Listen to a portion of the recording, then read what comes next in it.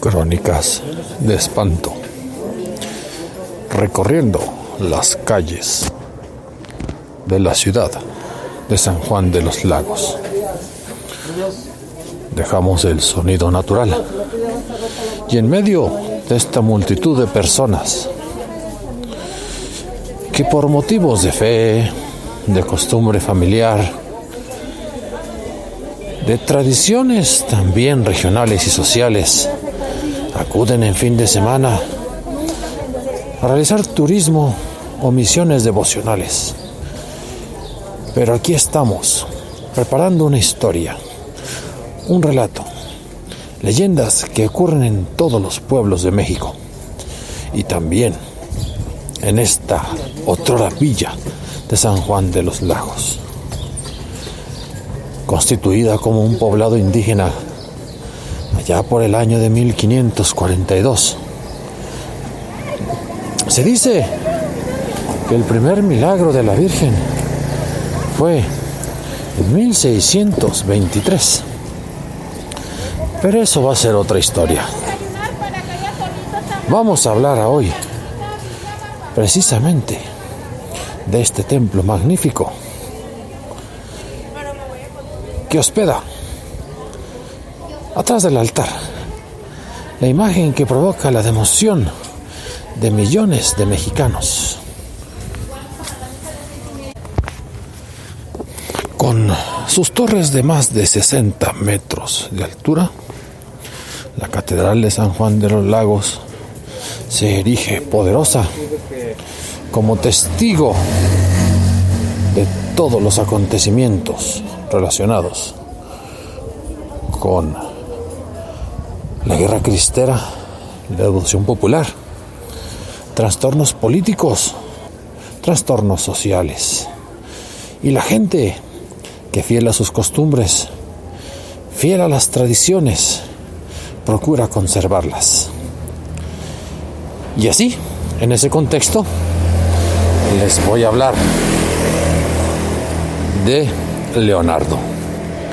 ¿Quién era Leonardo? Leonardo era un sacristán. Hace 80, poco más, que él era parte del equipo de trabajo que custodiaba los objetos sagrados de la catedral. Y este Leonardo no era nativo de la ciudad. Cuando llegó, portaba la vestimenta típica de la Tercera Orden Franciscana. Ese hábito pardo, para aquí y para allá, por lo que los compañeros de trabajo dieron por llamarle el monje. Y ahora el monje que va a limpiar aquella habitación, el monje que recoja los cepillos de las limosnas. Háblenle al monje. Es bien sabido que en San Juan de los Lagos no existían sacerdotes religiosos, sino que eran los diocesanos. Pero él vio una oportunidad en trabajar en la catedral como sacristano ayudante para hacerse de buena parte de los ingresos y las limosnas, de enriquecerse furtivamente. Y lo estuvo planeando. Y así consiguió momentáneamente hacer una copia de la llave donde estaban las arcas que resguardaban las limosnas de tantos peregrinos. Y aconteció que cuando a él le tocaban dar las campanadas nocturnas, que todos dormían plácidamente, Leonardo no dormía. Tramaba cometer el robo día con día. Parece ser que lo hizo, que entre cuarto de hora y cuarto de hora, porque en aquella época las campanas de la catedral eran el reloj de la ciudad y marcaban los cuartos de hora, no solamente las horas, como se acostumbra quizás ya en la mayoría de los templos de México. Corría rápidamente, recorría esos túneles que existen y están abajo de las construcciones del arzobispado y la catedral. Abría la puerta, una de varias, donde se juntaban las limosnas, aquellas épocas de pesos de plata, de monedas contantes y sonantes, y lo que podía y le cabía en las bolsas de su hábito de presunto compañero de la Tercera Orden, se lo acopiaba.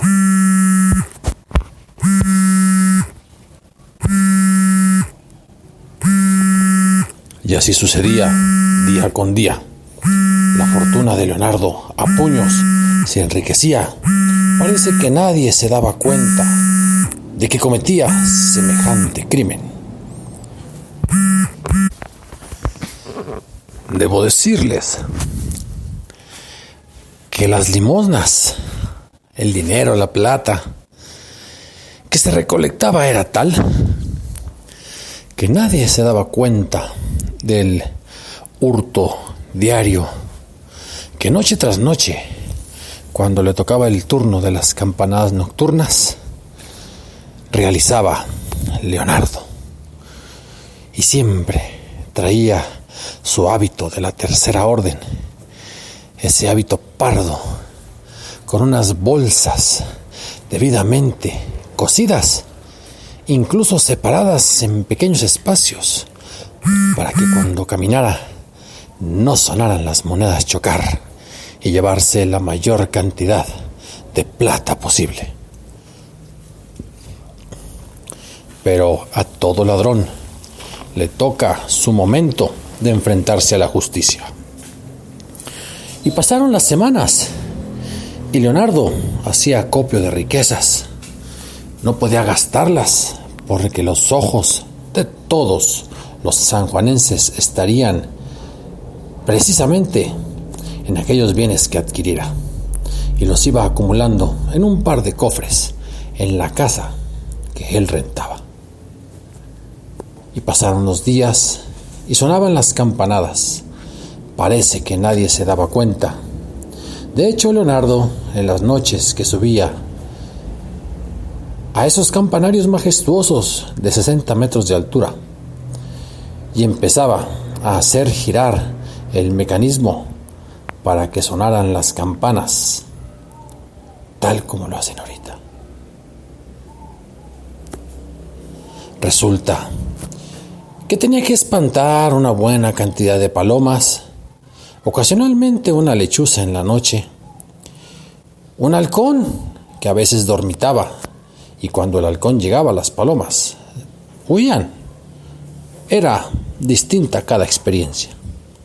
Pero este día fatídico, resulta que Leonardo subió, escalón por escalón, cansado porque traía su hábito lleno de monedas. Había efectuado unos minutos antes el hurto correspondiente a esa noche. Y así jadeando, terminó de subir los escalones, abrió la puerta, casi como ahora que ya salí de la ciudad y estoy en esta casa de mis recuerdos, esta puerta que tiene una llave de esas antiguas. Abrió la puerta y al momento de abrirla descubrió que ahora no había palomas, que no había una sola lechuza. Eran varios los búhos que se encontraban ahí cantando. Y su canto era lastimero, era triste, era con sonido mortal. Y entonces Leonardo, precisamente porque los búhos se habían posesionado de la palanca que activaba el mecanismo rodatorio que serviría para que sonaran las campanas, se acercó. Y entonces empezó a decir: ¡Ea, vámonos! ¡Fuera de aquí! ¡Vámonos! ¡Vámonos! Y los búhos volaban.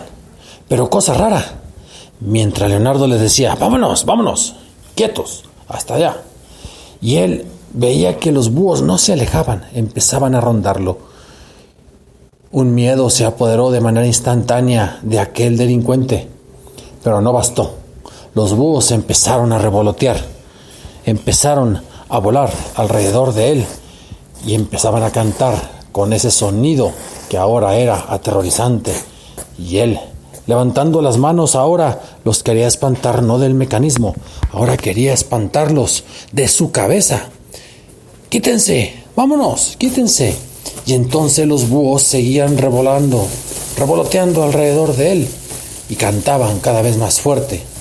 Le empezaron a picar la cara, en la nariz, en los ojos, y él gritaba: ¡Oh! ¡Ah! ¡Demonios!, invocando ese maldito nombre curiosamente en ese recinto sagrado. Y los búhos seguían atacándolo en la cabeza, en el cuerpo, revoloteando alrededor. Aquello parecía una especie de venganza divina, al punto de que Leonardo, tratando de alejarse y de que estaba ciego puesto que le habían picado los ojos, tropezó con el barandal que impedía que cualquier persona cayera de la parte alta de la torre de la catedral, y así es, efectivamente se precipitó y chocó contra el piso del atrio de la catedral. Inmediatamente que su cuerpo yace en esa parte ahora visible para cualquiera que cruzara en ese momento, cosa extraña, los búhos siguieron. Lo siguieron en esa ruta mortal, en esos más de 50 metros que recorrió su cuerpo, y estaban picoteando y alimentándose de su cabeza, de la piel que rajaban de manera terrible y sanguinolenta. Aquello parecía una maldición, un castigo dantesco. Y pasaron los minutos, y se extrañó que ya no sonaban las campanas de catedral. La gente no le importaba, no tendría por qué levantarse para avisar eso. Pero los búhos ahí estaban, carcomiendo la cabeza del desdichado Leonardo. Las primeras misas eran las de 6 de la mañana, y un poco de media hora antes llegó el siguiente sacristán de turno. Cosa rara. No encontraba a Leonardo. Tenían que hacer el cambio de llaves. Recorrió las escaleras, tal como lo estoy haciendo en este momento. Subió, vio la puerta, la abrió, contempló horrorizado que ahí estaba la llave puesta, y Leonardo se asomó en el campanario. No vio a ninguna persona. Se asomó al barandal, y ahí sí, contempló, estupefacto y horrorizado al mismo tiempo, el cuerpo del ladrón, de Leonardo, del monje loco, como le empezaron a decir, del monje sin cabeza, siendo pasto de aquellas lechuzas mortales. Rápidamente bajó como pudo las escaleras, siguió recorriéndolas. Entonces avisa a quienes estaban ya preparando para la llegada de los primeros peregrinos e incluso para la celebración de las 6 de la mañana. Abren las puertas correspondientes y recorren el atrio. Y en esa esquina, justo a un lado, no dando de frente hacia la catedral, sino por la parte lateral de la torre, estaba el cuerpo de Leonardo, pero ahora sin cabeza. Un cráneo limpio se encontraba ahí. Los búhos prácticamente ya se habían alejado. Eso fue la comidilla de todas las familias de los habitantes de San Juan de los Lagos. Supusieron que él quisiera ser enterrado, pues en terreno sagrado. Descubrieron extrañamente un montón de monedas tiradas alrededor de su cuerpo. Al levantarlo, vieron que el hábito que él portaba tenía varias bolsas escondidas, y algunas conservaban las monedas que él se había robado. Se persignaron, avisaron al deán de la catedral, ofrecieron misas por el alma de Leonardo, enterraron su cuerpo en Camposanto como debía, pero no con el hábito, porque ese hábito era señal de pecado. Hicieron un acto de desagravio afuera del templo de la Tercera Orden, el cual está solamente a 3 cuadras de la catedral. Y así se conoció la historia del que le dieron por llamar el monje sin cabeza, que no era monje y que al principio sí tenía cabeza. Y esto yo lo aprendí de niños, damas y caballeros. Si resulta que ustedes a altas horas de la noche recorren la calle por la cual uno puede pasar enfrente del templo de la Tercera Orden, no debe de mirar hacia atrás, siga su camino. Si suenan las campanadas de las 12 o de la 1 de la mañana, haga lo que haga y escuche lo que escuche, no mire para atrás, porque puede encontrarse con el sacristán que perdió la cabeza. Esto fue Crónicas de Espanto. Esta semana, que es Halloween, Todos los Santos y Día de Muertos, esperen alguna que otra leyenda adicional. Hasta la próxima.